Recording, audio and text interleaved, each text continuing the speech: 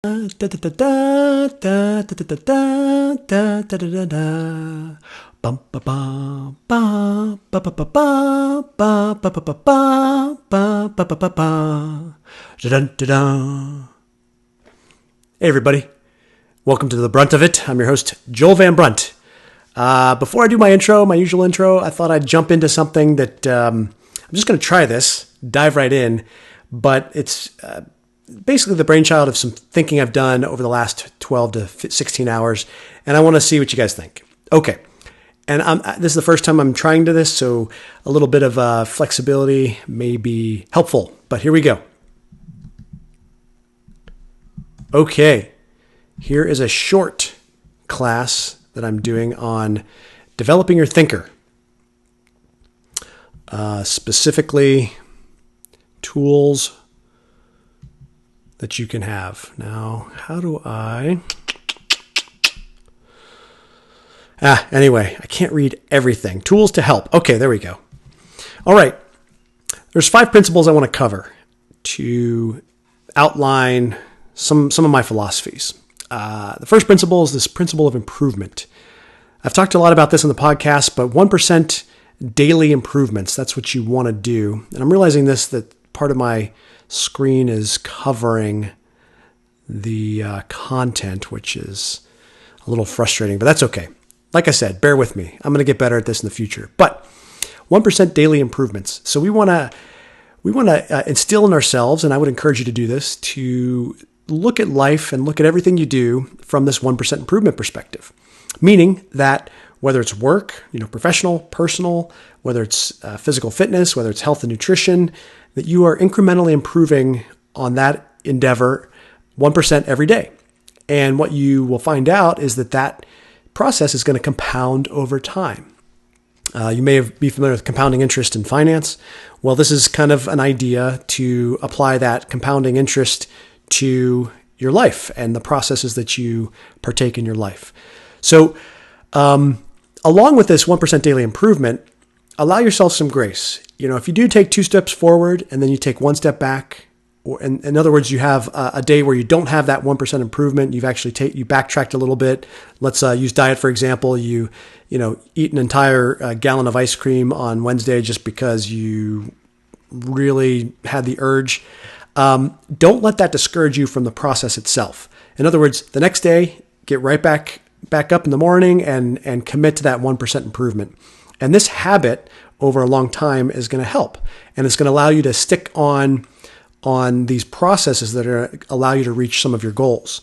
So this applies, again, like I said, to all aspects of life, personal, professional. So in the professional setting, you want to get 1% better at your job. You want to get 1% better in your customer service. You want to get 1% better in your management and leadership of your direct reports. Or if you're the owner of a company, you want to get 1% better in providing the good cultural atmosphere that you want to instill in your employees. Spiritual, emotional, all aspects. And then finally, 1% daily improvement in how you think. And that's what I'm hoping to help you out with this particular podcast, is to improve the way you think about things, your critical thinking skills. So that's the first principle of improvement. Second principle of process. We talk a lot about goals in our culture. What's your goal? What's your 5-year goal? What's your 1-year goal? What's your 10-year goal? And what are the business goals? And people like Scott Adams and people like James Clear and some others have led me down this road towards process or systems and not goals. So in other words, you could have a goal of writing a book, but if you don't have the process in place to actually write the book, in other words, 2 hours a day, and I'm going to do it in the morning, and it's going to be this, and I'm going to spend these 3, my general cycle is going to be, I'm going to develop a chapter at a time, and then I'm going to review it with my editor and blah, blah, blah. Then it's hard to really see how you're going to get to that goal. So goals aren't necessarily bad. It's just the process is going to what sets you up for success, or the system is what's going to set you up for success. So the principle of process. Now, everything we do either begins or reinforces a habit. Think about that. It's either good habit or bad habit. Literally everything we do. So we wake up in the morning and we go to the shower and we get ready for the day.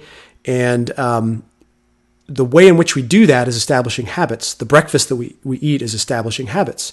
Let's say you have donuts every day in the morning as your breakfast. Well, you're establishing a habit, probably a habit that turns out to be unhealthy for you in the long run.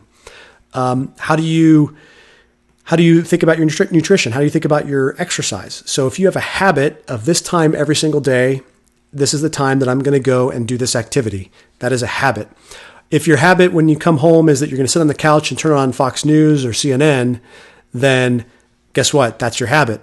And you can argue whether that's a good habit or a bad habit. I have my opinions. So habit also and process also applies to thinking. So the way in which we receive information and the way in which we process it and decide on that information, whether it's actionable or not, forms a habit in our brains. So we receive information, we have an emotional reaction, and it confirms some of our pre-existing beliefs. And so out of habit, we are going to process that information this way. And if we have other disconfirming information that comes in from the other group that doesn't appear to be valid, we're going to establish habits to process that information. So why not focus on good habits and a productive process rather than allowing yourself to drift into bad habits? And the last thing on this point is we need to practice to hone our skills in this regard with the way we think about things. Finally, or thirdly, the principle of awareness. So this is figuring out the full picture. I like to think about this as taking inventory of the situation. In aviation, we have a term called situational awareness, and that's how well you are understanding your surroundings and the way things are in reality out around your aircraft and inside your aircraft. That's called situational awareness. So take inventory of your time management. What do you spend time on? Have you ever logged what you spend time on? Have you ever recorded or logged your nutrition? Have you ever recorded or logged your exercise? If you do these kinds of practices, it'll build awareness about where you're spending your time and where your focus is for these different endeavors.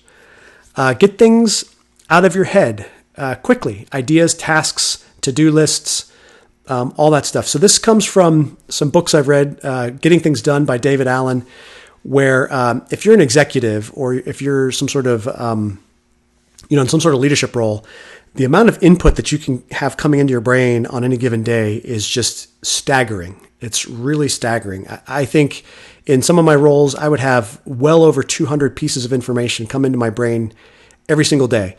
And when I was trying to process that information and figure out what was important and what was not up here and really, kind of an ad hoc, hey, this email seems urgent to me right now, so I'm going to reply to it. This email is urgent, but I don't have enough time to devote to it, so I'm going to table that for now. And then I don't have a process to go back and actually follow up on that email, and therefore it doesn't get answered for a day or two, and that has ramifications. So with all this information coming into your brain, this gentleman, David Allen, recommended some processes to help you deal with that. And one of them is to not have it stay in your brain.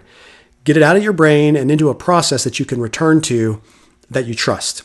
And of course, the process that you trust is only as good as, you exercising that process. But this has really helped. So why is that important? So getting things out of your head, it avoids psychological draw on your energy. You may not know this, but if you start to keep to-do lists in your head and all these ideas are bouncing around in your head and you're trying to hold on to all these things up in your head, it actually causes anxiety and increases your cortisol levels in some cases. In fact, I've seen some, I don't have the sources with me, but I've seen some reports on studies that just by trying to store things up here in your brain of to-do lists and I got to go do this and it's all ad hoc, that raises your stress, that raises your cortisol in your body, and it's not healthy for you. So this is actually goes back to your health, to get things out of your head. And so as it pertains to the information we take in, news sources, philosophy, religious ideas, an interesting practice might be to just take note of where the different positions are and come back to it and then deal with it in a more objective manner. So so I asked this question, are you aware of the other side? Is the information that you have coming in from the New York Times or CNN or Fox News, is it presenting the other side?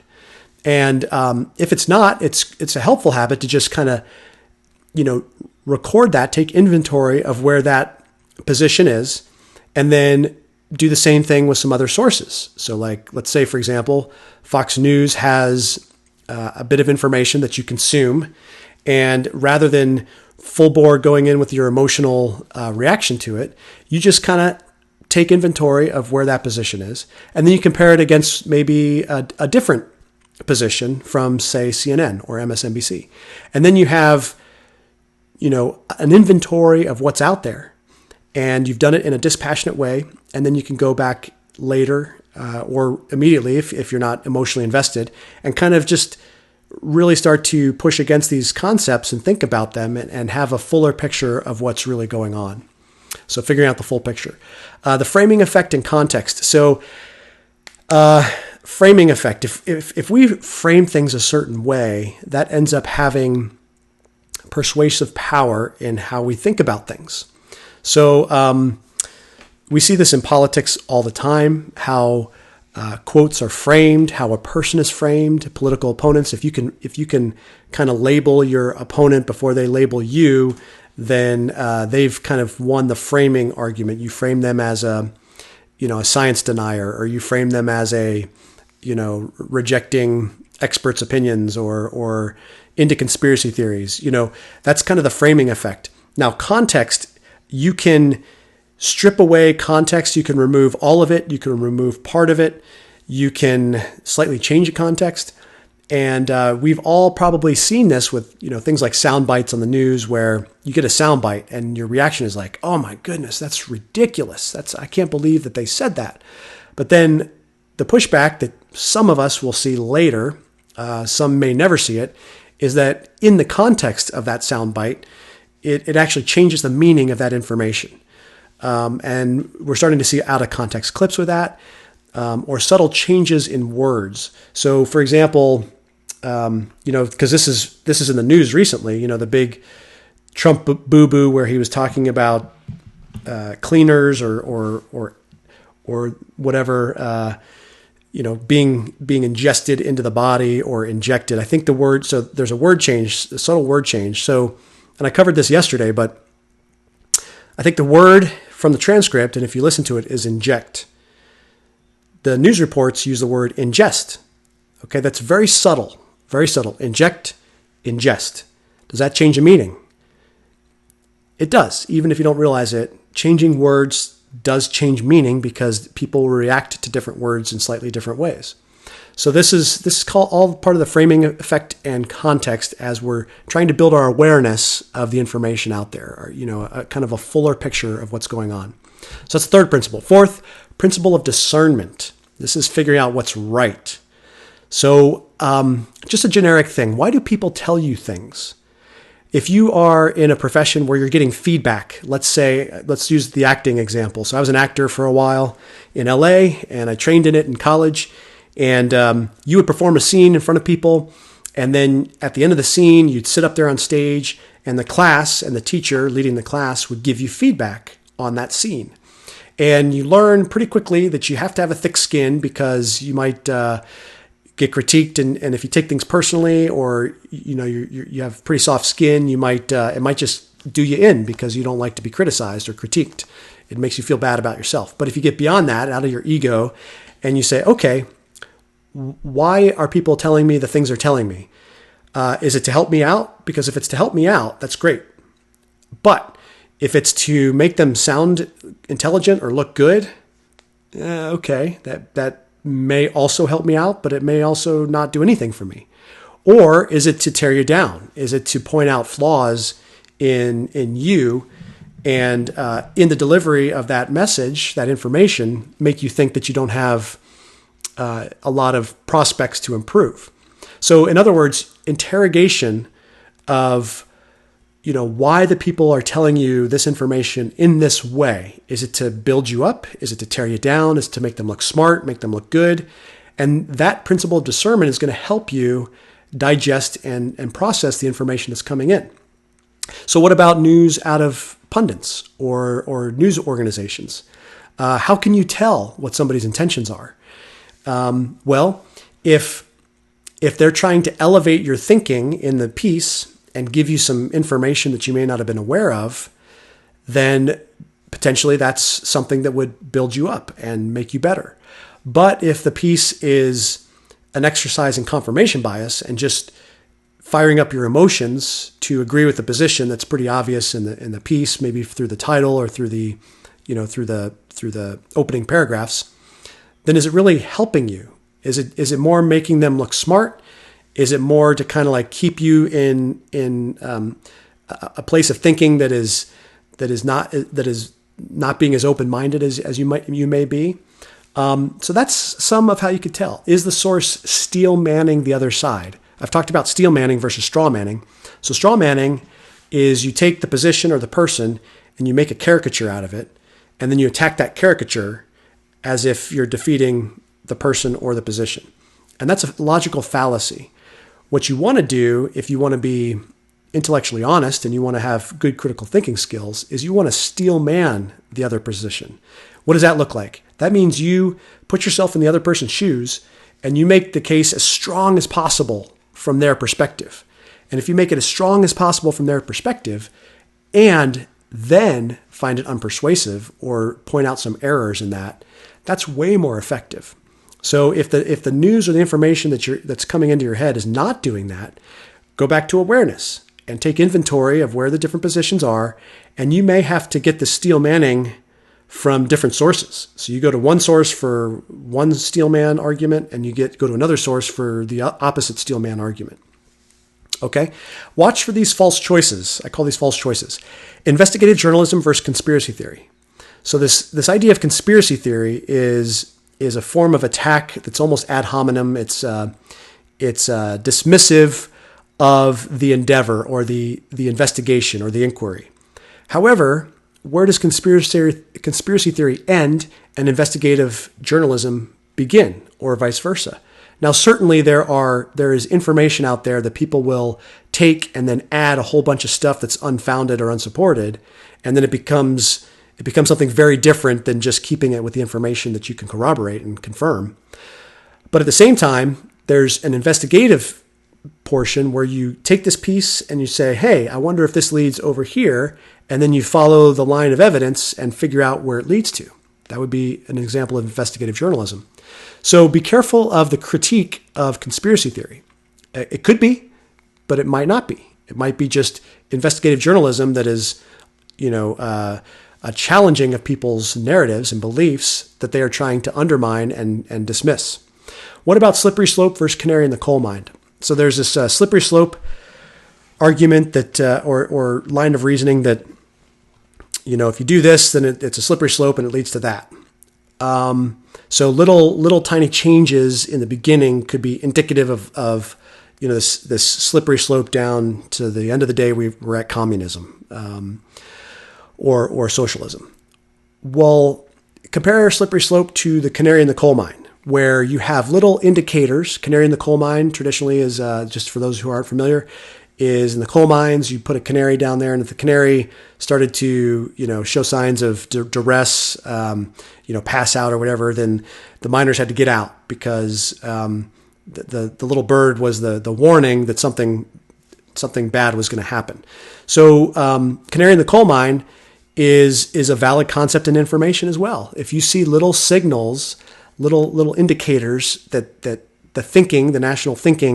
national dialogue is going this direction or that direction, there's more political will to go this direction versus that direction, you might have a canary in the coal mine scenario versus a slippery slope fallacy.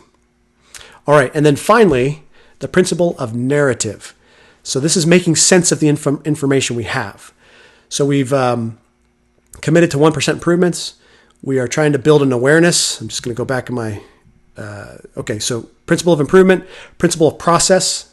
And as it pertains to this podcast, I wanted to, us to commit to a process and a principle of improvement in how we think about the news and how we think about information coming into our brains. Principle of awareness, really figuring out what the full picture is, figuring out what's right, the principle of discernment, and then finally making sense of the information that we have. So this is a narrative. We could probably all agree that we all have limited data, right? We don't have access to all the information. We may have access to all the information, but we might be limited in the time that we have to research things. And this is true about people. It's true about ideas. It's true about worldviews. So we can't have all of the articles, all the scholarly articles digested in our brains at any given time to have a very full data picture of a person or an idea or a worldview. So what we do is we take the data that we have and we construct a narrative through that data to make sense of it. Okay, and this helps us process it. This helps us to understand the data that we have. But we have to realize that this process could be in error. And I've seen this, and those of you who are managers may have seen this, where you have a direct report and you have 10 contacts with that direct report per week, and you have a peer who has maybe 1 or 2 contacts with that direct report per week. So they're going to start to build a picture based on less data than you have. And that narrative could, in weeks or months, foster into a negative impression of this direct report that you have. Now you have an order of magnitude more data points in your opinion about this person's work ethic or their interaction or their communication or whatever. And they can't know that because their interactions are limited in the scope of their different positions in the company to just a few contacts.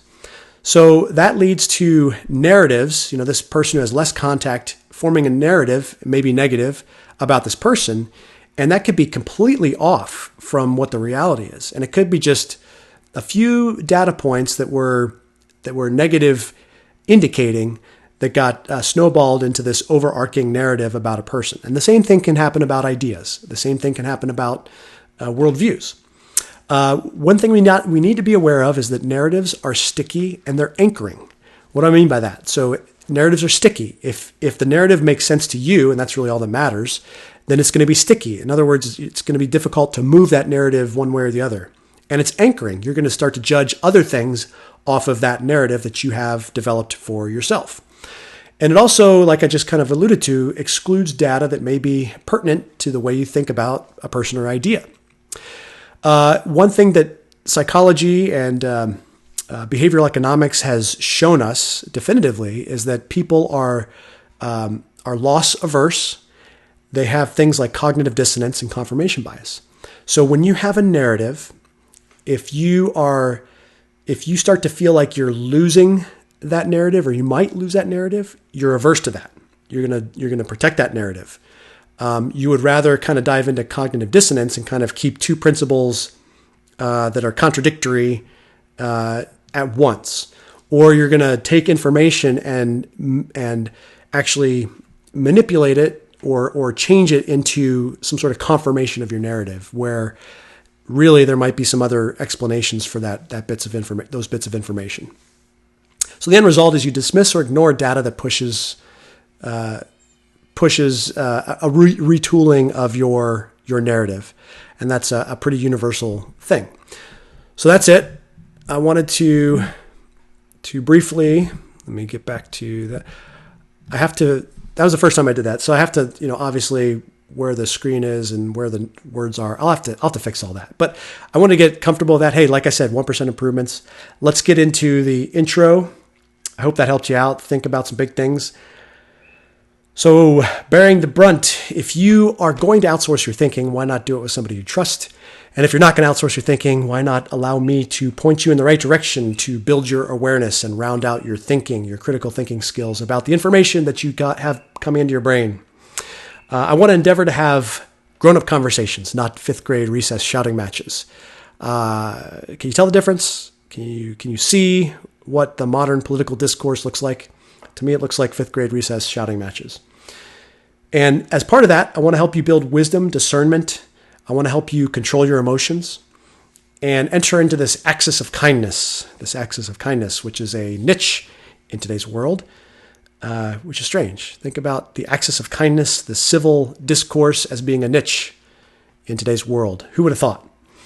I'm to give you tools to build all that stuff. Don't we want to have civil dialogue? I mean, seriously, that would improve you. That would improve me. So let's commit to that.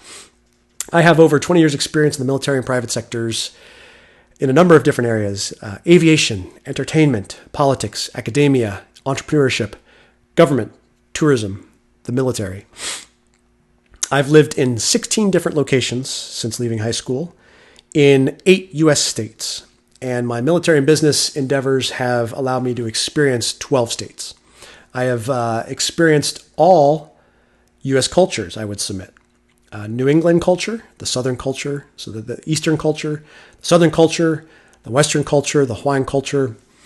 I've even done a lot of work in Texas, so I have the Texas culture as well. And, arguably the only culture I don't have would be the Pacific Northwest, although there's a lot of Pacific Northwesterners that I've interacted with, both in California and here in Hawaii. So I've maybe observed some cultural things based on those interactions with people from those regions. And between my military and civilian experience, I've led teams of up to 280 people. So I've got a lot of leadership, a lot of direct reports that I've managed. And I'd like to think that some of this background will offer you some new perspectives, some new information to build your awareness, to help you be more discerning, and to be cognizant of that narrative that you've constructed, that I've constructed, that others have constructed, and how we can be quick to dismiss or reject information that might push against those narratives. Okay, so COVID improvement plan updates. I have been branching out into podcast hosting options. I've talked to some marketing people to grow this, to promote the brand, talk to some logo people. So each day I'm trying to, get a little bit better, and we'll see how that works. I'm trying to literally apply the 1% improvement plan to this show. And if it works, you should see the results of it. If I can keep at it, and if I don't get distracted and crash and burn doing something else. Okay. In follow-up to yesterday's discussion on lies, yesterday I had a show where I went to the encyclopedia online, plato.stanford.edu, and they have a great article on lies, because this whole thing about, Washington Post keeping this 18,000 lies counter on Trump, and it raised some interesting questions about, and before that, Trump uses a lot of hyperbole. He's told us that in his book, The Art of the Deal. He calls it truthful hyperbole. So that's his approach into embellishment and exaggeration. He's also got sales backgrounds. And those of you who are in sales will know that you might say things that elicit emotional responses in your listeners. And they might not be, strictly speaking, the full truth, but they are directionally true. They might have a true emotional reaction. So this is the best automobile you could hope to buy. That's an example of hyperbole. If you're a car salesman, this is if I was going to buy anything, it would be this. This is the most reliable car in the market, and all those superlatives or all those kind of grand claims are hyperbole. And so we know that Trump does that, and then of course he gets pressed on all these lies that he gives. And I thought this article out of Stanford would shed some light on what the philosophical debates are on lying and what constitutes a lie. And it talks a lot about intent, and it talks a lot about the information that is being presented.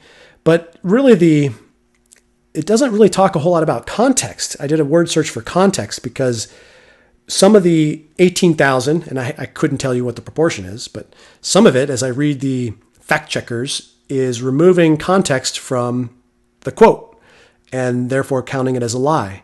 So I thought that was interesting. And let's see. Okay, here's the lie definition. So removing context, that's one critique. And hyperbole. Does the fact checkers account for hyperbole? Because a lot of the facts deemed as untrue were simply hyperbole. I mean, they were obviously hyperbole. So that 18,000 number seems pretty sticky, seems pretty anchoring in people's minds. But the Washington Post it's interesting. It has this, I think it's the Washington Post. It has this tracker, this filter function where you can filter out the lies by, issue and whatnot. But it doesn't allow you to filter out lies by context or by hyperbole. That should tell you something. Okay, so I want to bring up this traditional definition of lying. The most widely accepted definition of lying is the following. And again, this is from plato.stanford.edu. The most widely accepted definition: a lie is a statement made by one who does not believe it with the intention that someone else shall be led to believe it. So a lie is a statement made by one who does not believe it with the intention that someone else shall be led to believe it. So with hyperbole, this is interesting, right? Do you actually believe that this is the largest fish you've ever caught or that anybody's ever seen? Do you actually believe that? And do you intend for the other person you're talking to actually believe that? Or is it kind of this exaggeration that's allowed in language and in communication to communicate emotion? Like, this is an amazing, big thing, and you should be excited about it because I'm excited about it. We're both excited about it, right? So that's a traditional definition of lying. And then I figured I would really look up quoting out of context, because this has been a criticism of media for forever. You may remember sound bites 10, 15, 20 years ago, and it was the sound bites that actually had a lot of persuasive power, but they would always remove context, right? Now it's not so much sound bites. There's some of that, but now it's tweets, and it's little video clips of a press briefing, and it's subtly changing this word or that word in reporting. So quoting out of context, I thought I look up Wikipedia, and it's quoting out of context is an informal fallacy in which a passage is removed from its surrounding matter in such a way as to distort its intended meaning. These may be either intentional or accidental if someone misunderstands the meaning and omits something essential to clarifying it, thinking it to be non-essential. As a fallacy, quoting out of context differs from false attribution, in that out-of-context quote is still attributed to the correct source. Arguments based on this fallacy typically take two forms. A straw man argument involves quoting an opponent out of context in order to misrepresent their position, typically to make it seem more simplistic or extreme in order to make it easier to refute, common in politics. That's in Wikipedia, by the way, common in politics. And two, an appeal to authority. It involves quoting an authority on the subject out of context in order to misrepresent that authority as supporting some position. So I'm going to stop there because I feel like that's exactly what we're seeing left and right in the media. And this latest Trump press conference is an example of it. You remove the context or the reopening dialogue. I've covered this a lot in my previous shows where there's a debate about reopening, and one side says, "Hey, we got to get back to work. The cure is becoming worse than disease." And the other side is saying, "How could you be anti-life and anti-science? And these experts say that this is what we need to do." But the appeal to the authority, if you actually look at those experts or more round out your basis of experts, and I covered a Swedish expert yesterday that said that the stay-at-homes were way overreach and were not necessary. So the experts differ, right? The experts disagree. And that's part of the fog of war that I want to help navigate you through, is that there's a lot of conflicting information. So when anybody anchors to an appeal to authority, just remember that that's to support their already decided position. And then it's difficult to move them from that position because they've already decided in their own brain emotionally that it's true. So if you want to go out and get back to work, for example, then the people who think we need to be inside until we get a vaccine are gonna judge you based on that narrative they constructed on experts, right? And I've spent a lot of time critiquing models and a lot of time critiquing experts, as we should be careful about putting too much, giving too much credence to those models or those points of views because of things like anchoring and because of things like narratives and stickiness in our brains. So if we go full bore hook, line, and sinker into a model or into one particular expert or another, then we're going to start to exclude information that might be disconfirming or challenging to that position or that model. So a healthy skepticism is warranted as we review models, as we review experts' opinions. Healthy skepticism. And we need to constantly be flexing against our own narratives and against opposing narratives to make sure we have a good awareness of what's actually going on. So I wanted to cover that a little bit and then move briefly into COVID-19 updates. And I don't have a whole lot for the rest of the show. Let's see, I've been 35 minutes. So this will be a little bit shorter one today. So with COVID-19 updates, there's a great piece by a Stanford doctor. His name is Dr. Scott Atlas. And his piece is titled Stop the Panic. And I think this is a great article. This is from, let's see. I got to find it. Oh boy. My notes are out of order. Come on. Okay. Okay, here we go. The data is in. Stop the panic and end the total isolation. This is from The Hill. Again, this is Dr. Scott Atlas, and he's from Stanford. So I want to read a little bit of this. The tragedy of the COVID-19 pandemic appears to be entering the containment phase. Tens of thousands of Americans have died, and Americans are now desperate for sensible policymakers who have the courage to ignore the panic and rely on facts. Leaders must examine accumulated data to see what has actually happened, rather than keep emphasizing hypothetical projections. Combine that empirical evidence with fundamental principles of biology established for decades, and then thoughtfully restore the country to function. 5 key facts are being ignored by those calling for continuing or near total lockdown. Fact 1, the overwhelming majority of people do not have any significant risk of dying from COVID-19. A recent Stanford University antibody study now estimates the fatality rate of if infected is likely 0.1 to 0.2%. A risk far lower than previous WHO estimates that were 20 or 30 times higher. And those policies motivated those numbers motivated the isolation policies. In New York City, an epicenter of the pandemic, with more than 1/3 of all U.S. deaths, the rate of death for people 18 to 45 years old is 0.01%, or 10 people per 100,000 in the population. On the other hand, people age 75 and over have a death rate 80 times that. For people under 18 years old, the death rate is 0 per 100,000. Of all fatal cases in New York State, 2/3 were in patients over 70 years of age. More than 95% were in 50 years of age, and about 90% of all fatal cases had an underlying illness. Of 6,570 confirmed COVID-19 deaths fully investigated for underlying conditions to date, 6,520, or 99.2%, had an underlying illness. If you do not already have an underlying chronic condition, your chances of dying are small, regardless of age. And young adults and children in normal health have almost no risk of any serious illness from COVID-19.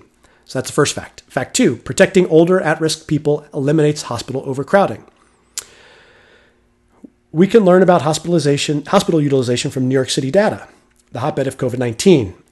More than 34,600 hospitalizations to date. For those under age 18, hospitalizations from the virus is 0.01%, or 11 people per 100,000.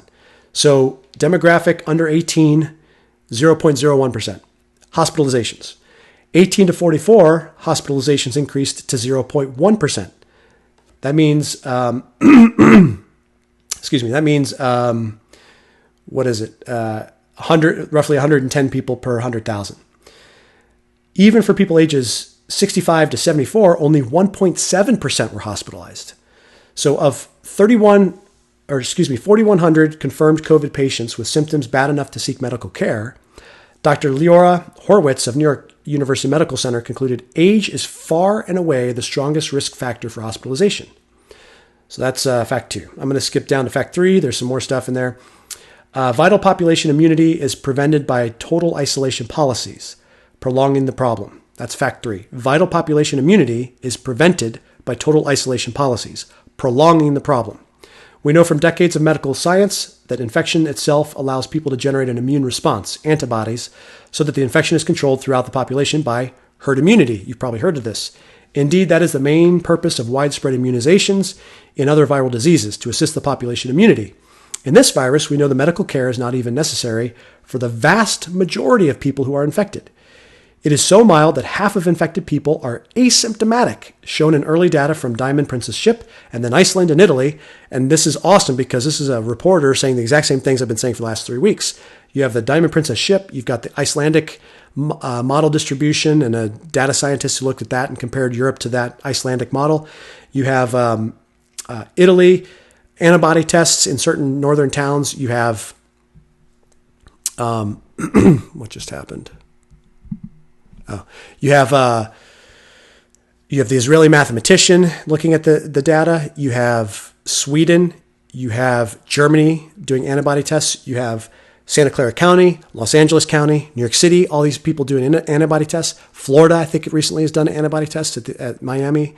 I think that might be on my notes. I'm not sure. So all this information to show that the asymptomatic cases are huge. And we didn't know that when we first went into these lockdown phases. We didn't know the number of asymptomatic cases. We didn't know the true infection rate. And we're starting to learn that. And yet our anchor from the very beginning of this lockdown and the stay at home is very sticky. And we are anchored there, right? Some are anchored there. So I would submit that the new information coming in about the number of asymptomatic cases and the number of total infections, if we're critical thinkers, we should be wary of that anchoring effect in ourselves or in others, and we should maybe move our perspective based on the information that's coming to light. Okay, so that's fact 3. Fact 4, people are dying because other medical care is not getting done due to hypothetical projections. This is an interesting thing. So this is saying basically because the hospitals have been cleared to handle this COVID stuff, other procedures and other health, common health things are not getting done, and that's causing death.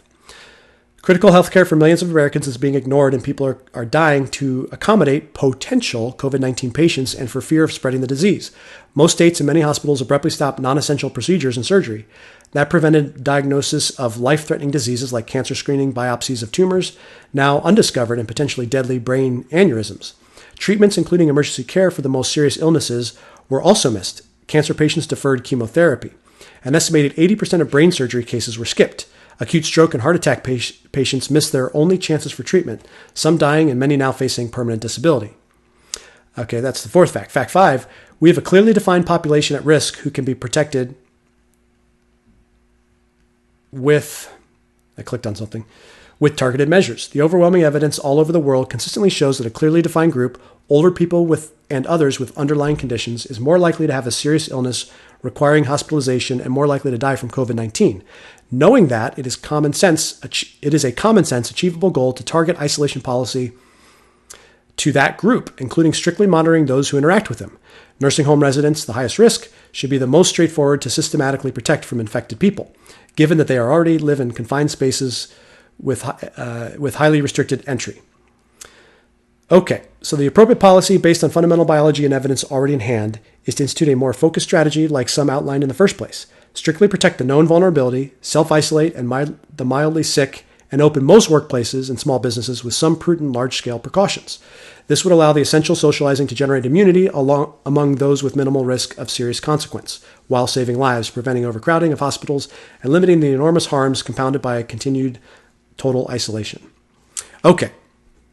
So I thought that would be my COVID-19 perspective today. Again, this is in line with a lot of themes that I've been talking about over the last several weeks. Models, experts, new information about asymptomatic cases from literally all over the world, and how that mortality rate is, I don't want to say it's totally proven yet, but I would say it's been shown beyond a doubt or beyond a reasonable doubt, or the congruence of the evidence points to a death rate below 1%. And how much below 1%? My guess is 0.5. Others have said 0.1, 0.2. The Swedish epidemiologist that I covered yesterday, he thinks 0.1, 0.2. Others think 0.4. Others think 0.6. So it's somewhere under 1%, and that's great news. That is a new number, an updated number from the number that everybody had in their brains from when we started to do the stay-at-home orders in early March. And yet people are not updating their narratives or their prescriptions for dealing with this pandemic. And it's morphed a little bit from let's lower the curve. So let's flatten the curve. meaning that you're not going to eliminate the disease. You're just going to flatten the curve so that the health facilities have enough capacity to deal with, a consistent level of patients coming in. Well, that's been morphed into, the curve kind of extends. If you flatten it, you're just bringing it down, but it still kind of extends, right? So even if you flatten it, you're still going to have death going all the way out to the right tail. And presumably you want to open things before you get to the very end of the right tail, because the right tail end could be 18 months when a vaccine comes. So these are the kind of conversations that need to happen with reopening, and not be castigating blame and assuming ill intent of the other side just because they want to go back to work based on updated information, confirming some things that were only hints in the very, very beginning. Okay, so that's the COVID-19 update. I'm not going to talk any more about that today. Politics, I do want to cover a few things. I'm going to spend the most time on the last one. So first, CNN's narrative is that Trump is going into hiding from the press, and presumably it's because of this bombshell thing where he talked about injecting something to deal with COVID inside the body. And, the press went nuts about this. And you could see it's probably had an impact on you if you haven't listened closely. It's had an impact on you if you have a strong narrative and you go and look at the video and read the transcript. It'll have a strong impact on you one way or the other. For me, so I don't know if strong impact is the right word. It'll have a confirming process in your brain if you see it from whatever your prior position is. So the left saw this as evidence of his unhingedness and recommending certain things to the public, although no one will say that in public, of injecting cleaners and bleach or that kind of stuff into your body. Now, I had a different reaction. I looked at it as he was brainstorming in public, which is not a good idea because of obvious reasons, what you've seen happen. But he certainly wasn't recommending it. He was more questioning, hey, that'd be interesting to look into, and looking at the doctors when he said it. So that's different than recommending it. And he was brainstorming. Now, his brainstorm might have been an error. He might have had a bad idea, and it's not even clear that was the case. It could be the case that he was talking about the UV light, as some defenders have suggested. That's possible. My reading is that he was probably talking about the disinfectant and some sort of injection. But he's just brainstorming in public. That's the right interpretation, the rights interpretation. So how many of you who had this emotional response to this clip on the left as an unhinged moment and obvious that he's a danger to society and a danger to people, how many of you are even aware of the counter-argument that he was brainstorming in public and that he was just, batting forth, some ideas? And it turns out that the UV ingestion or the UV light going into people's tracheas is a thing. And there's been some tweets on that treatment that have gone around from people like Scott Adams. And Anderson Cooper even had a guest on that said that that's a thing. And I guess in the clip, I haven't seen it, but Anderson Cooper kind of doesn't really adjust in real time to that information, which is suggestive of a cognitive dissonance. So the latest narrative is that Trump is going into hiding from the press because he's obviously been discovered. And I just think this is funny because the criticism from a few weeks ago is that these pressers were just simply another way of campaigning, another way of messaging straight to the people. And CNN has actually stopped the press conferences because of some of the content and said, this is just a show, and why are we even here? Maybe we shouldn't cover this. So how quickly the criticism changes from these pressers are not required, that it's more of just this propaganda arm from the administration to message straight to the people. So that was a criticism a week or two ago. Now the criticism is that Trump is in hiding. He's hiding from the press because he didn't take questions in his last press conference, and he hasn't done one, I guess, this weekend. So is he? Do you think he's hiding? Do you think he's hiding? Do you think Trump is hiding? I mentioned yesterday that it's actually a good thing to fast from certain things, whether it's a food fast or some sort of dietary fast or content fast.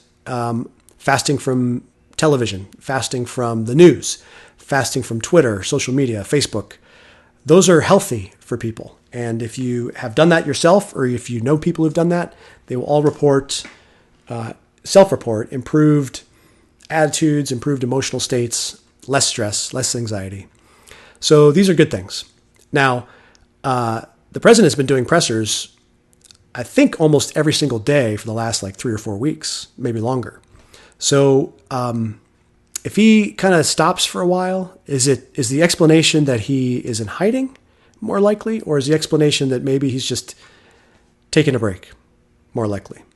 I'll submit that taking a break, maybe having a little bit of a fast from these pressers, recuperating, regenerating his energy, regaining his energy, maybe focusing more on the behind the scenes coordination with reopening.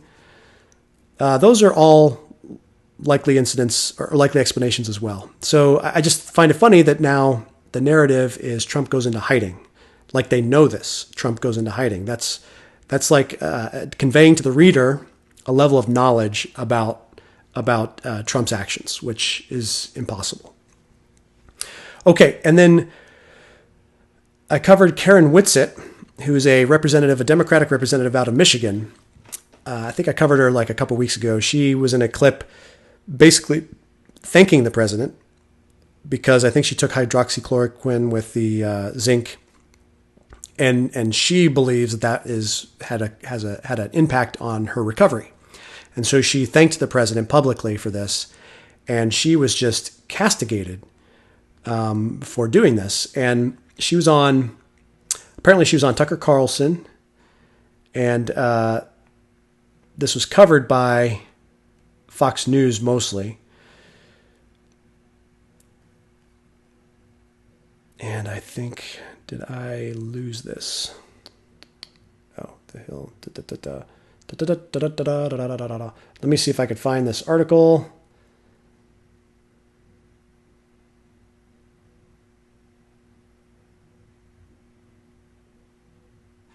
Maybe it's here.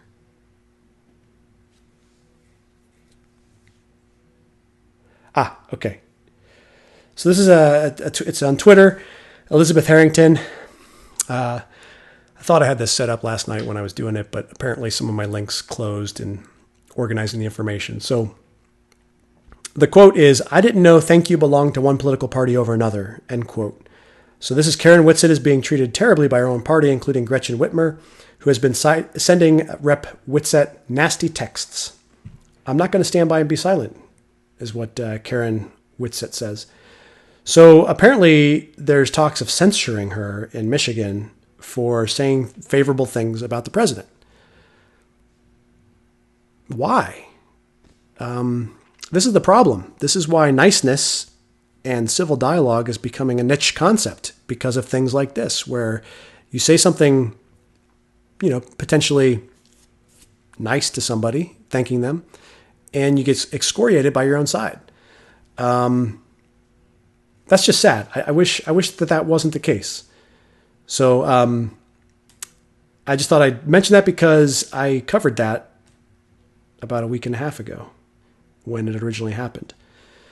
There's a Me Too timeline that I want to go over with Tara Reid because this is really, really this really destroys credibility of mainstream media. And a friend of mine asked, what mainstream media is exempt from culpability with these attacks on fake news and biased media? And I'm going to submit that none of them are exempt. All news agencies in today's age have a lot of influence from people's biases or the organization's biases, to include fake news. Now, there are individual pieces inside of major publications like the New York Times and the Washington Post, CNN, Fox News, that are articulate, and they will improve your thinking because they remove emotion from it. They're not trying to be a self-licking ice cream cone and encourage some sort of confirmation bias. They're actually providing new information for you to consider about a particular topic. So there is some good value to these organizations for sure. But to say that there's one in particular that's exempt from this charge of fake news or misrepresentation or bias, I think is unfounded. You can't, the truth is that we all have biases. And if we're honest about it, at least you can then make an informed decision about how you choose to handle that information. So a friend of mine did that. But I thought how interesting was there was some back and forth with who did the finger pointing first, who started this bullying of the other side, and this degrading into a fifth grade shouting match at recess from maybe the civil discourse that some of us thought existed 20 years ago or 30 years ago, and perhaps it didn't, perhaps it never existed. Maybe that's an illusion. But I did a little bit of a dive down into professional opposition research groups. One of them being Media Matters, that's the biggest one on the left, and how they would scour Fox News for gotcha type scenarios, and a lot of stuff taken out of context and presented in a way, weaponized in a way to persuade people to not take that reporting seriously. In the case of Media Matters, Fox News. And so think about that. Think about the state of information.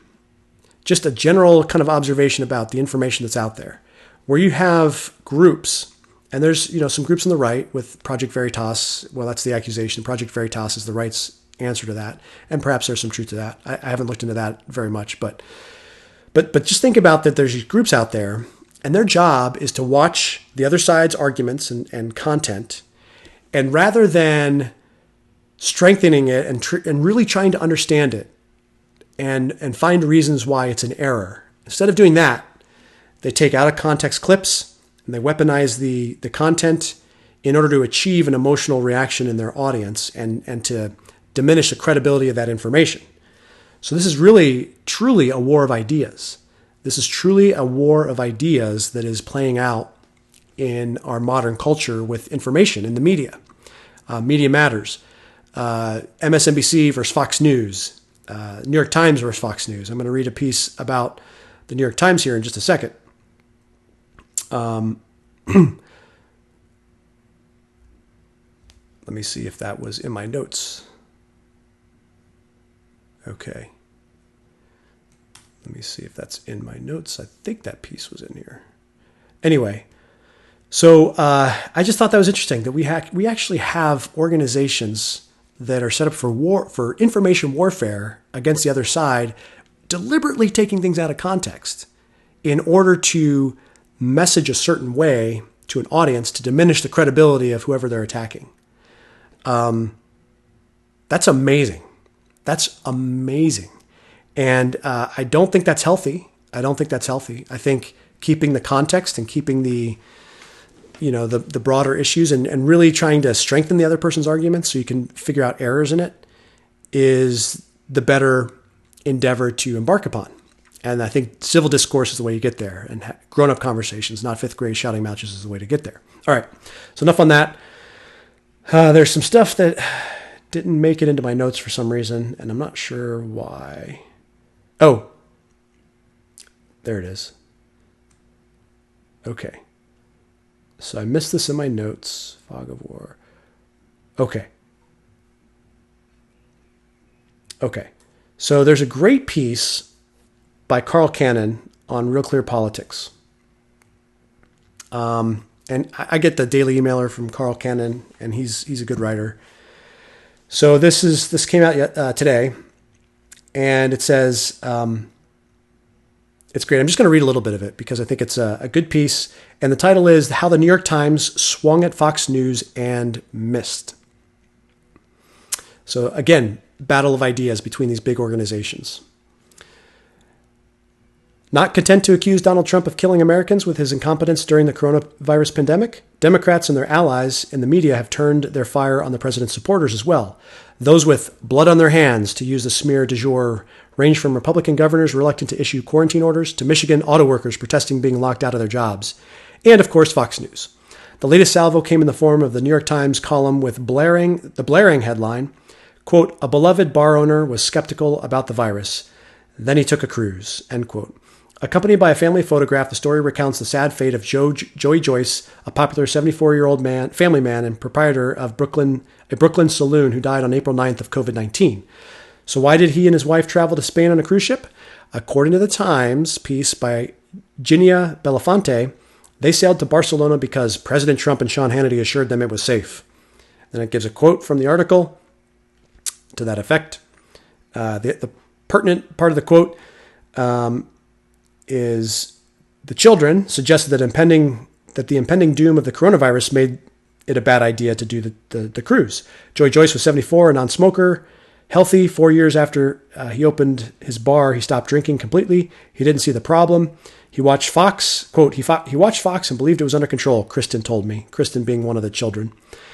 Gina Belafonte is friends with Eddie Joyce, one of the sons, which explains why she wrote in the first person and also why she is angry about the man's death. She feels for his children. She's grieving his loss. Her feelings are genuine and should be honored, not censored. She is also a columnist, not a straight news reporter, and is allowed some latitude in tone, but not granted unlimited leeway and none at all with the facts. The reason I say this is because this is an article that's very personal to the writer in the New York Times, and she's an opinionist, she's a columnist, so she's allowed to opine. And the reason I mention this is because I've felt this way myself with, a very close friend whose father died, and then just the temptation to tie that death into a political outlook and into proof of some sort of political prior position. I see the temptation there, and I've kind of started to hear it a little bit. So this is kind of very close to home for me because I've experienced this myself. Her narrative included the Times' obligatory virtue signaling, complete with phrases such as right-wing hate, along with a presumption that Republicans are less tolerant people than Democrats. Adhering to the old courthouse rule about not impeaching your own witness, however, she pointed out that Joey Joyce was the opposite of a racist. Joyce was also supportive of a gay patron of his bar who had AIDS, Times readers were told. And that's not all. He supported groups that raised money for food banks and organizations that help battered women. He worked helping disabled children. If it wasn't for the headline, a reader might have thought this was going to be a column about how the liberal media unfairly stereotypes conservatives. No such luck. Joey Joyce is the protagonist because he's the good man who died because he found Fox News more credible than his own children. But the evidence in support of that storyline is thin. His children suggested the timing of the trip was problematic. That's fairly weak tea. Also, as the column acknowledged, it's unknown whether Joey Joyce contracted the virus on the cruise ship or in Barcelona or in New York. He returned to Brooklyn on March 14th and spent March 15th at his bar. New York's lockdown went into effect at 8 p.m. on Monday, March 16th.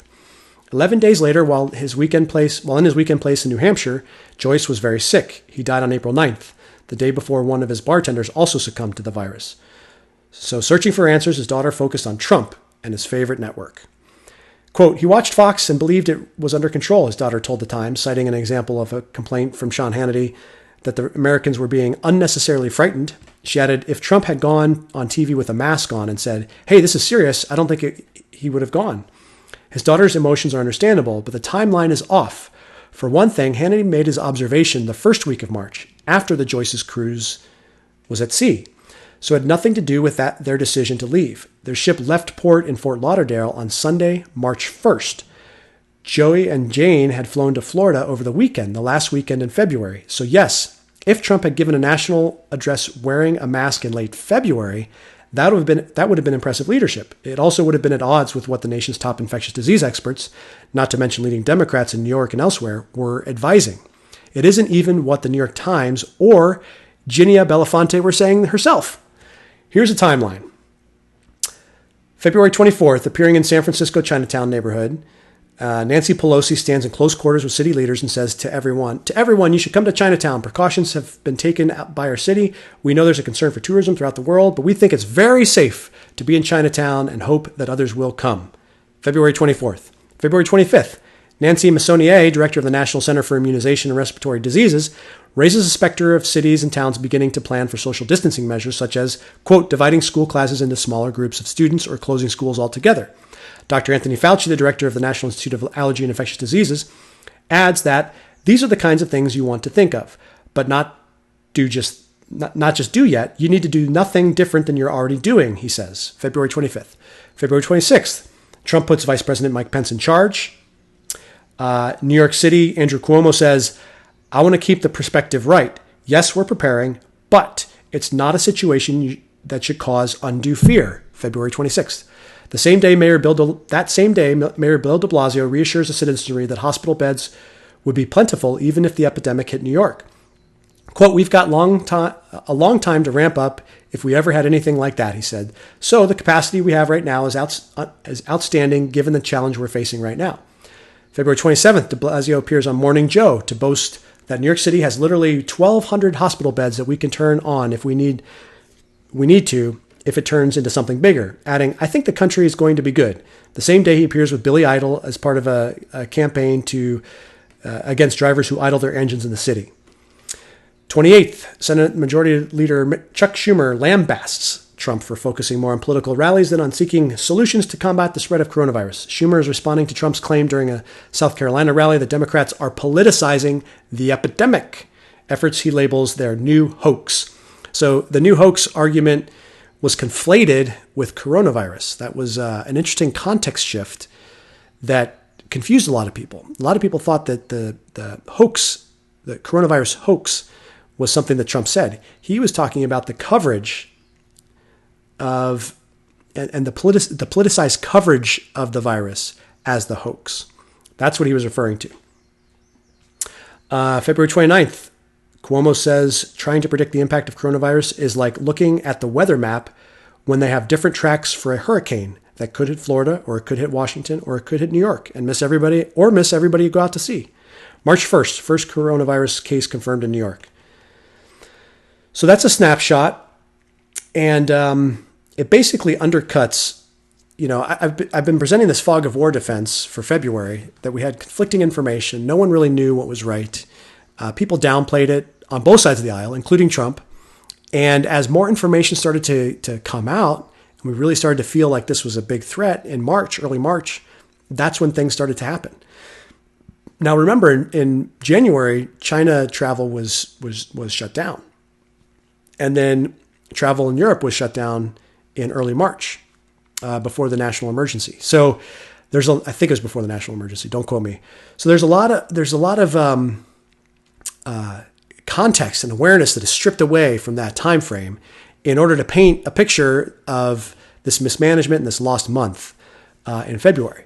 And this article that the New York Times has suggests the same thing, that they believe Fox News, and if only this and only that, then this person would be alive. So there's an emotional appeal to the reader, and for many, this will just confirm their prior biases, and they're going to just have that emotional feedback loop that, yes, I'm right about those evil Republicans and Trump and whatnot.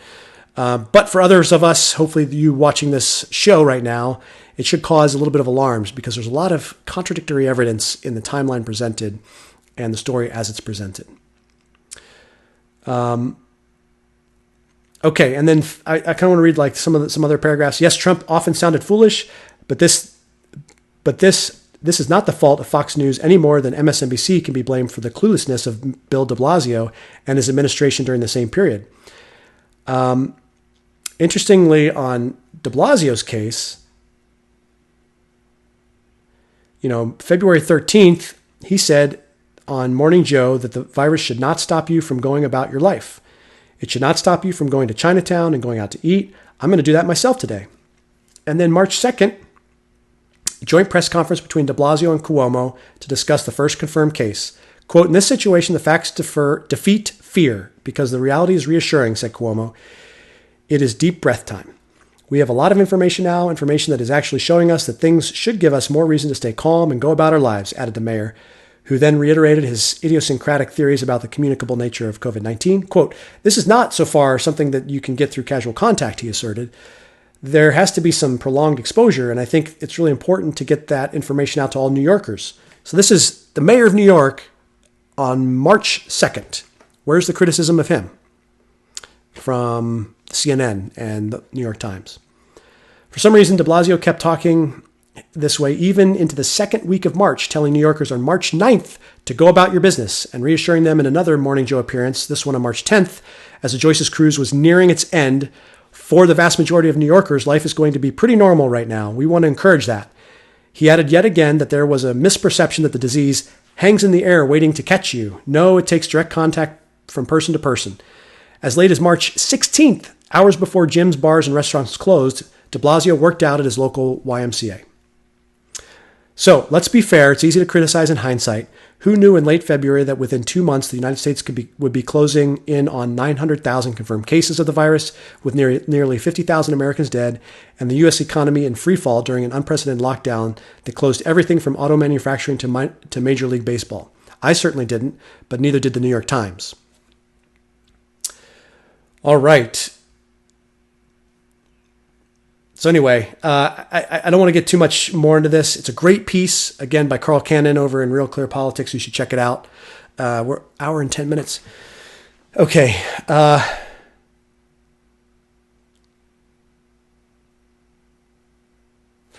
Actually, I'm going to read a little bit more of this. I'm just going to go long. I don't care. Let's blow it out of the water.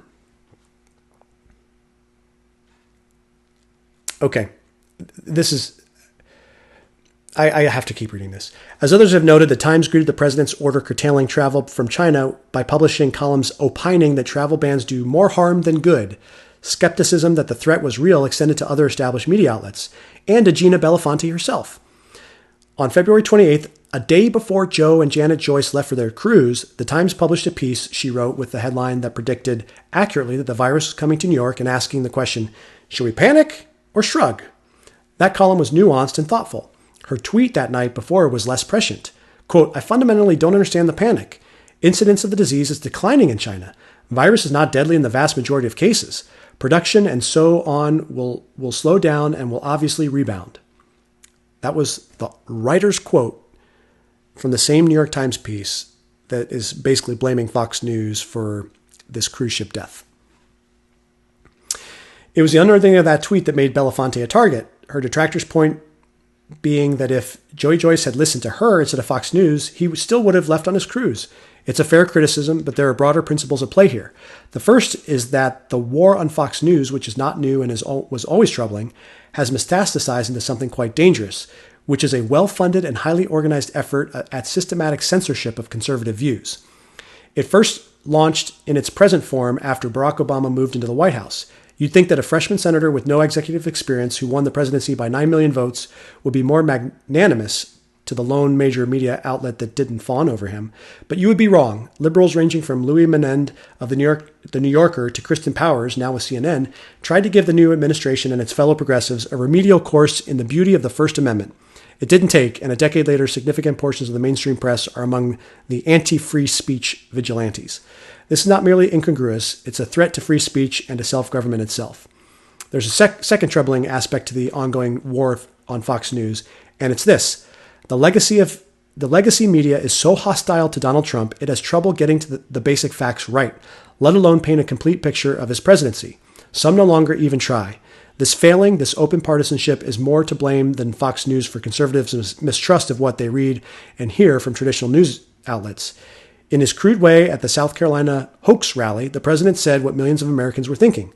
They tried to get him on Russia, then on Ukraine. Now they're after him for this. Again, that's the hoax context for the coronavirus. This is exactly right. This is stripping the context. This is not painting a full awareness. And I think the test of whether you actually know there's another side, if you're reading a piece, ask yourself, do I know what the other side is? And if the answer is no, I would interrogate that piece of information. Because if it's really trying to build you up and give you a fuller, broader context, a bigger picture to build you up, then you should at least be aware that there is another side. Now, if you're not aware of that, then it's way easier to just emotionally buy into whatever the point of view is from the writer and for it to invigorate and just confirm your pre-existing biases. Confirmation bias, classic confirmation bias. And it works. It works. Sadly, it works because people, there is, critical thinking has become a niche, kind of like being nice to people. So if you don't have critical thinking and and some of the tools that I covered in the first portion of this podcast, the show, then you may not be able to discern these things. We in the media have fed that cynicism. While there are many valid reasons for the press to judge this presidency harshly, including for the uneven and self-indulgent way he's handled the current crisis, The resistance brand of journalism veers into uncharted territory. By openly disparaging the 63 million Americans who voted for Trump, these new news organizations are begging these people not to watch or read them. They are essentially writing them off as customers. They have embraced a different business model. In the parlance of politics, they are appealing to their base. It's a model ironically borrowed from Fox News. Personally, I think it's an odious way to cover the civic affairs of this country, unpatriotic even. Perhaps this approach makes fiduciary sense, but if that's the way they choose to play it, news organizations should have the decency not to blame the customers they've deliberately alienated for their own deaths. Great piece. Great piece. And Mr. Cannon articulates so well many of the themes that I've covered. Labeling the narrative of the Republican Party and conservatives as now the party of death. Because we want to reopen. The politicization of reopening. Us versus them. Anti-science because you want to reopen. All these things are crazy, are ridiculous. Again, are you aware that there's another side? If you're not, then maybe hold off judgment on that piece of information coming into you. Is it to make them look smart? Is it to make you look stupid? Is it to build you up? I would submit, I didn't cover this earlier and I just thought of it, but I would submit it's to persuade you towards a certain narrative that they have and that you might have as well or similar, and to basically reinforce your narrative, which is appealing to your base. Is it not? Isn't that what appealing to your base is? Is reinforcing the narrative that they already have by signaling that you agree with that narrative? That's the status of our mainstream media today. Our legacy media. Now, independents have their own biases, independent journalists, people like Tim Pool, Mike Cernovich, others. But at least they are honest with their biases, and they have the skills to understand that there's two sides to an issue, and they can look at the two sides critically in a way that some of these legacy media corporations seem to not want to do, or not do very often. Okay, I think that was worth it to discuss that. And I know I'm running long, but I want to finish with one more. And this goes back to the Me Too, the Biden Me Too. Tara Reid. Okay, 1993, mom called into Larry King Live. That's being reported. The transcript and the videos resurfaced. And I found this timeline on Fox News, since we're all about timeline arguments with how Trump bungled February. There's competing timelines to drive you to a certain outcome in your narrative. So I thought I'd just add to the timeline conversation. Why not? Everybody else is doing it. So I have to find it.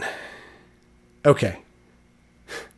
This is amazing. This is really, really amazing. Now, the reason this is amazing is because this is Fox News, a major outlet that is describing some inconsistencies that I started with on Easter. So on Easter Day, or maybe the day after Easter, there was the first article that I saw in the New York Times about Tara Reid. And it was a very factual, just a facts ma'am kind of article. This is the one that said, other than, making women feel uncomfortable because of invading their personal space, there's another sexual misconduct or allegations that were uncovered in this investigation. And they actually removed that part of that sentence because they realized how it sounded. This is that article, which generated a lot of news. And when I covered this was before that tweet had been removed. And I went back and looked at Christine Blasey Ford's treatment back in September when this story broke in the Brett Kavanaugh case. And I kind of compared the two New York Times articles side by side and pointed out some differences. Back in September with Christine Blasey Ford, the article was very emotionally appealing, tried to draw you in to be an ally of Christine Blasey Ford. She was the heroine in the piece, so you really kind of engaged with her, compared to the treatment of Tara Reid, which is, she reported this, we asked these people, they said no, we asked the campaign, they gave us this description. She said that she told these people, and it's very factual. So there's no emotional investment or engagement with the reader to make Tara Reid a heroine in the piece. So I said, isn't this interesting? And this really speaks to the context or the narrative underlying the piece and some sort of, and exposes the bias and the the the point of view of these legacy outlets. So the Tara Reid's picking up steam. That story is picking up steam, and CNN has started to report on it now.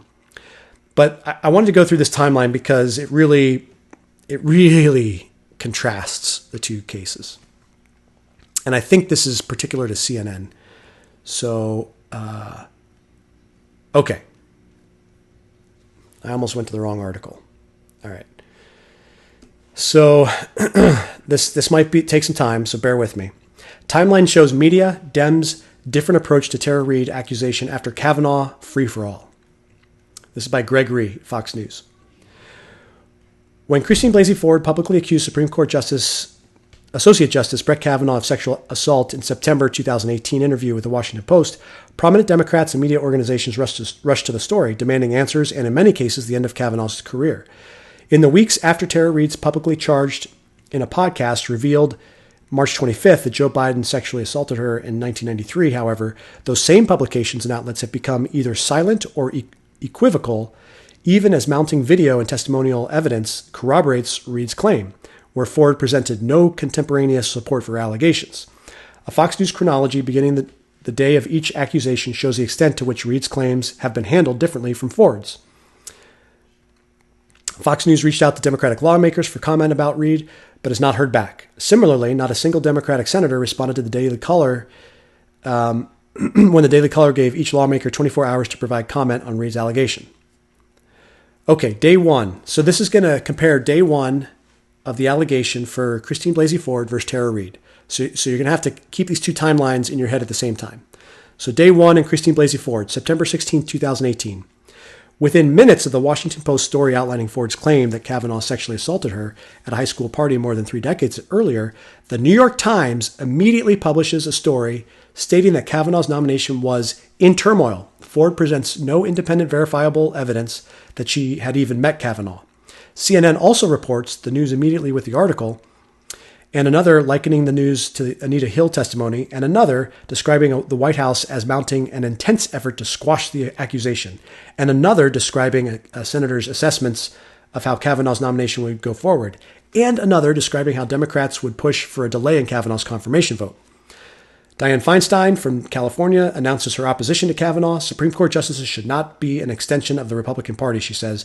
They must also have unquestionable character and integrity, and serious questions remain about Judge Kavanaugh in this regard, as indicated in information I referred to the FBI. Feinstein first received Ford's accusation weeks earlier, but chose not to release them until after Kavanaugh's initial confirmation hearings had concluded.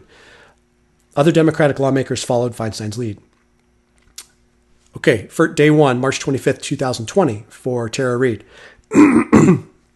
Quote, "It happened all at once, and then his hands were on me and underneath my clothes," Reid tells podcast host Katie Halper. He said, "Come on, man, I heard you liked me. For me, it was like everything shattered. I wanted to be a senator. I didn't want to sleep with one." Reid was a Senate staffer for Biden at the time. Reid says she told her brother, Colin Moulton, as well as her mother and a friend about the incident at the time. Both Moulton and the friend confirmed Reid's accounts in interviews with The Intercept. Reid's mother has died, but footage has emerged showing her calling into CNN at the time with a story about her daughter's problems with a prominent senator. Meanwhile, CNN wonders, why is Bernie Sanders still running for president? The Reid claim is not mentioned on the network, either on air or online. The New York Times publishes a story explaining that Biden was growing impatient with the idea of more debates with Bernie Sanders. The Reid claim is not mentioned anywhere in the paper, which had slammed Republicans in August 2018 for, quote, covering up Kavanaugh's past. The Intercept reports that a darling of the Me Too movement, the Time's Up Legal Defense Fund, refused to help Reid with legal expenses, citing Biden's presidential run and its nonprofit status. That's day one. Day two, September 17th, 2018. Again, Christine Blasey Ford. Senate Minority Leader Chuck Schumer calls for an FBI background investigation into the claims against Kavanaugh. "We need the FBI to step forward to ensure that the Senate and the American public have complete information about this troubling allegation incident before a hearing is held," Schumer says. CNN calls the Ford accusation a watershed moment for the GOP. The Huffington Post runs a story quoting Biden as saying, quote, "Women's claims of sexual assault should be presumed to be true." Biden's remarks. For a woman to come forward in a glaring light of focus nationally, you've got to start off with the presumption that at least the essence of what she's talking about is real, whether or not she forgets facts, whether or not it's been made worse or better over time. But nobody fails to understand that this is like jumping into a cauldron. That's Joe Biden, guys. That's Joe Biden. March 26th, day 2 for Tara Reid. Jimmy Kimmel interviews Biden, and the two discuss, where's Waldo? Kimmel does not ask Biden about Reid's accusation. Schumer, speaking on the Senate floor, touts a Green New Deal. He accuses Republicans of refusing to admit that climate change is real. TNN teases an upcoming CNN town hall with Joe Biden. The Reid accusations are not discussed on air or in the network's preview coverage. All right, day 3, September 18th, 2018. Back to Christine Blasey Ford. Kavanaugh's nomination officially descends into chaos, CNN reports. The New York Times publishes an op-ed from Anita Hill, who argues, with the current heightened awareness of sexual violence comes heightened accountability for our representatives. Day 3 with Tara Reid, March 27th. CNN's Anderson Cooper does not ask Biden about Reid's claims in a lengthy virtual town hall. In its write-up of the event, CNN assures readers, Joe Biden, he's just like the rest of us. Quote, we sit on our back porch and they sit out on the lawn with 2 chairs, the network says of Biden and his wife Jill. They talk through everything that's happened during the day now and that they are at home from school, who's driving who crazy. The Huffington Post covers Reid's claim. The only one, Huffington Post. The outlet notes, last April, Reid was one of 8 women to accuse the former vice president of inappropriate touching. The article goes on to observe, however, that when she first accused Biden of inappropriate touching, Reid was accused of being politically motivated and called a Russian operative after a Medium post in which she praised Russia and its President Vladimir Putin resurfaced. Reade has said she did not initially outline the full extent of Biden's alleged sexual assault, including digital penetration, out of embarrassment. Day 4. So that's 3 days, the 2 incidents. Day 4, Christine Blasey Ford, September 19th, 2018. The Guardian reports that Christine Ford's life has been turned upside down by her accusation, noting that she has received threats. The paper does not note that Kavanaugh and his family, as well as Republican senators, also have received threats to their lives. March 28, 2020, The Guardian laments. It's hugely frustrating to see conservatives who couldn't give a damn about the multiple sexual assault allegations against Donald Trump weaponize the accusations against Biden. However, it's also frustrating to see how many liberals are turning a blind eye. The accusations against the former vice president are serious. Why aren't they being taken seriously? Okay, skip ahead to day 12. So that's day 4, day 12 now. September 27th, 2018, Christine Blasey Ford. South Carolina GOP Senator Lindsey Graham erupts, accusing Democrats of orchestrating the most unethical sham I've seen in politics. What you want to do is destroy this guy's life, hold this seat open, and hope you win in 2020, Graham says before turning to Kavanaugh. Are you a gang rapist? Graham asks sarcastically, referring to an unsubstantiated accusation by Michael Avenatti client Julie Swetnick.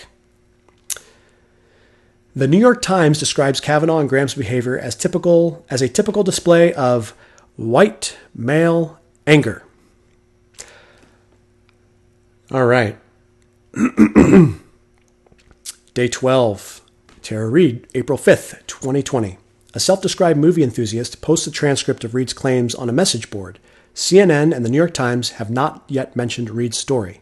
Alyssa Milano suddenly embraces due process. So you may remember this from back in that time. Alyssa Milano had a famous tweet that got talked about in conservative circles because she was at the Kavanaugh hearings in the audience with Me Too shirts on saying, believe all women.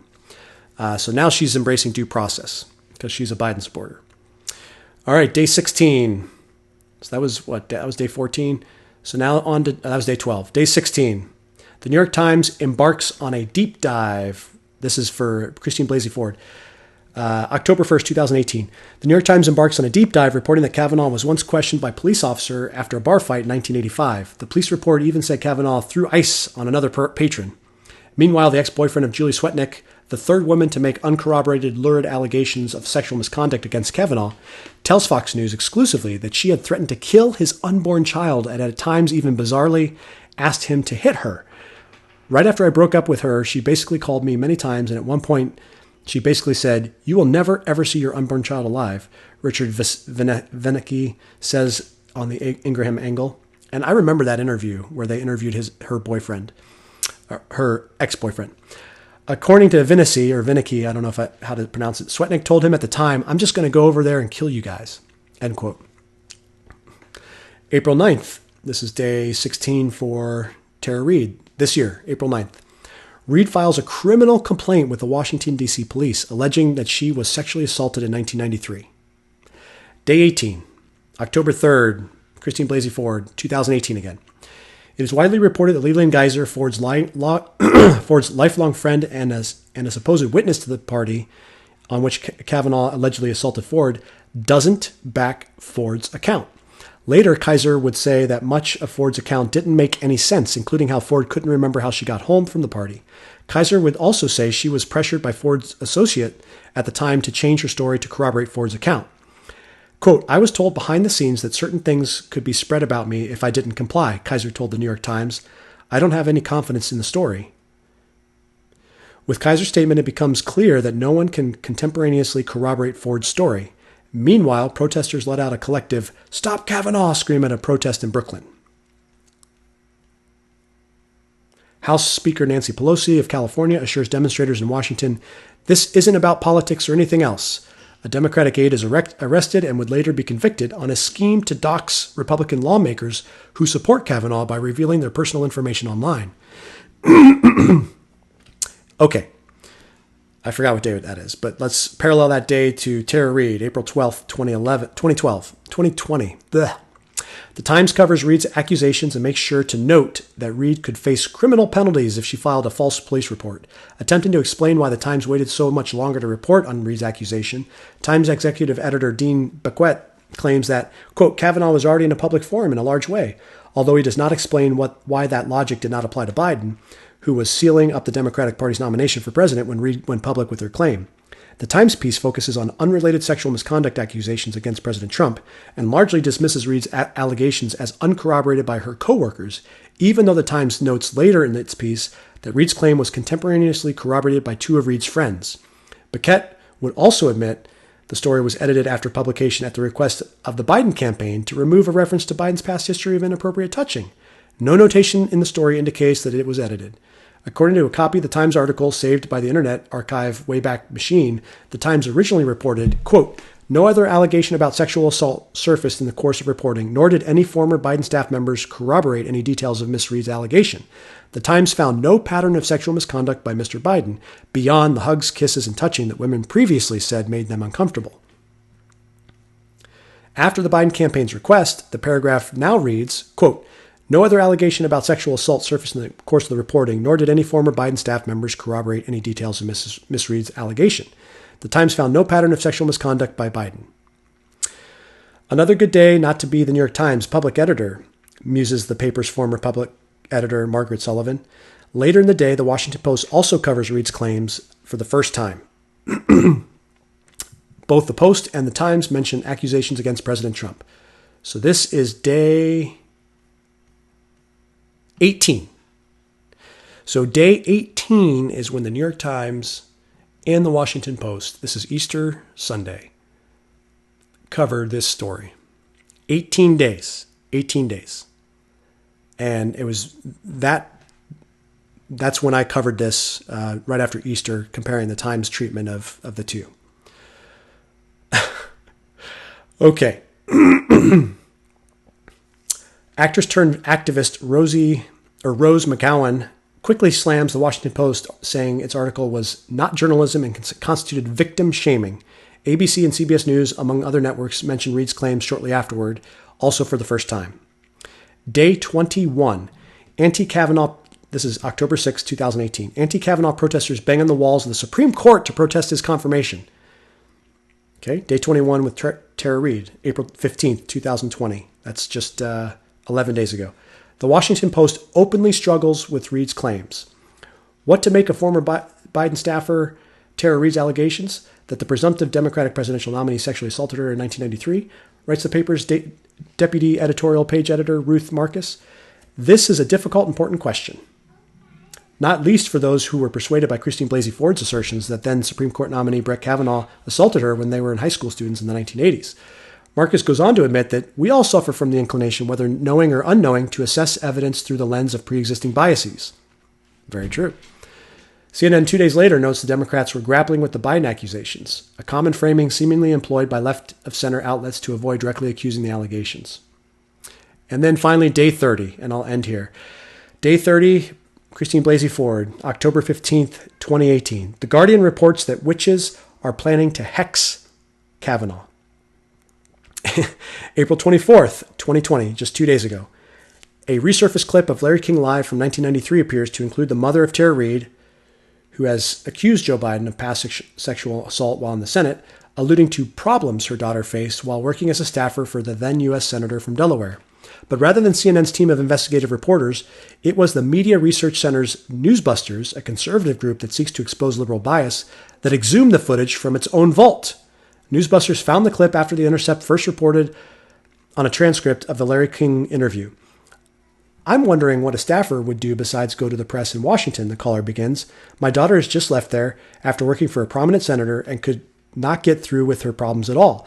And the only thing she could have done was go to the press, and she chose not to do that out of respect for him. In the telephone interview with Fox News, Reade confirms that her mother called into the show, and it is independently confirmed that the caller in the show had phoned in from the same California city where Reade's mother lived at the time. Biden's presidential campaign has adamantly denied Reade's allegations, but the video could be cited as evidence supporting Reade's allegation, even though her late mother in the clip does not specifically refer to a sexual assault claim. CNN would not cover the clip until the following afternoon, well after most other media organizations. The Intercept had reported earlier that Reade said her late mother once called into CNN's Larry King Live to discuss her daughter's experience on Capitol Hill, where the alleged encounter with Biden took place. Reade didn't recall other information such as the date or even year, and The Intercept managed to dig up the transcript of the call, but not the video. Okay, I'm going to stop. It goes to day 32.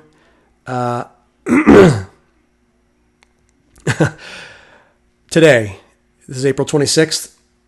Okay, I just got to keep going. I'm going to go to day 32. October 17th, 2018. The Washington Post speculates about 2 days Democrats can remove Kavanaugh without impeaching him. Or 2 ways Democrats can remove Kavanaugh. One of the approaches, a new president could nominate and the Senate would confirm by majority vote a justice, in this case Kavanaugh, to a different post or an post on an intermediate court of appeals, say the D.C. Circuit where Kavanaugh formerly served. The justice would in effect be demoted. The Post notes with regret that the move is admittedly unprecedented in the Supreme Court level. Another equally unprecedented but optimal option, the creation of a new vehicle for judicial peer review that would create a nonpartisan, procedurally robust device for disciplining justices. If the political stars align, something good for our constitutional democracy might result from their efforts. A better way to discipline errant federal judges, opines the piece's since disappointed author, University of Chicago law professor Aziz Huq. 32 for Tara Reid. The 1993 episode of CNN's Larry King Live, apparently featuring Reade's mother, is discovered missing from the Google Play Store. Twitter user J.L. Hamilton shares a screenshot showing the August 11th, 1993 broadcast of Larry King Live is no longer listed in the Season 3 catalog of the iconic CNN talk show. Mysteriously, though, the August 10th broadcast, which is listed as episode 154, is followed by the August 12th broadcast, which is listed as episode 155, suggesting that the episode and the ones that follow could be incorrectly listed off by a number. Fox News has verified the August 11th episode is not listed on the streaming service. It is unclear when it was removed from the catalog. Neither CNN nor Google immediately responded to Fox News' request for comment. Fox News also reached out to the representation of Larry King and have not heard a response. That was a mouthful, but I think it's important to show you the timelines. Now, those of you who don't like Fox News, perhaps this offers you some information that might update your narrative and show you that these timeline things and reporting the actual show in question being removed from the Google Play Store is pretty relevant to how we think about things, isn't it? And that the Biden campaign contacted the New York Times about the piece written on him. And it seems like that had impact on changing the story. Those of you who don't like CNN, this will probably confirm your dislike of them. But don't be misguided, because there's some good stuff that comes out of CNN. There is. And they should have uncovered this Larry King Live episode because, after all, it's on their network. There's a lot of answering they have to do for this story. But at times they have good reporting.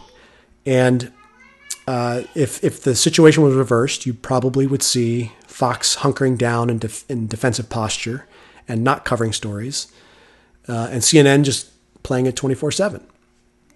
So that two things could be true at once. So anyway, I wanted to present that because it definitely shows you how the awareness about issues and the context and how information sources can play with our discernment. They can play with our emotions. And if we're not wise to it, then it may happen. It may happen to us, and we might start thinking the wrong thing. We might think it very strongly and very passionately, and we would even fight for it, even though it's not well informed. So don't be that person. Help interrogate the information coming into your brains and reach a better state of thinking about things. Again, grown-ups, be nice. If somebody is emotional, don't dive down to the emotional level. Stay rational. Defuse the emotional side of things, because high emotion can sometimes block people, put up walls, and you're not going to persuade them. But if you de-escalate the emotion, if you kind of take that off the table with your interactions, then they might be more open to receiving the information that you have for them, some errors or some outside information that they may not be aware of. So that's all. Long show today. I hope you guys enjoyed it. I hope you have a great Sunday, and I will talk to you tomorrow.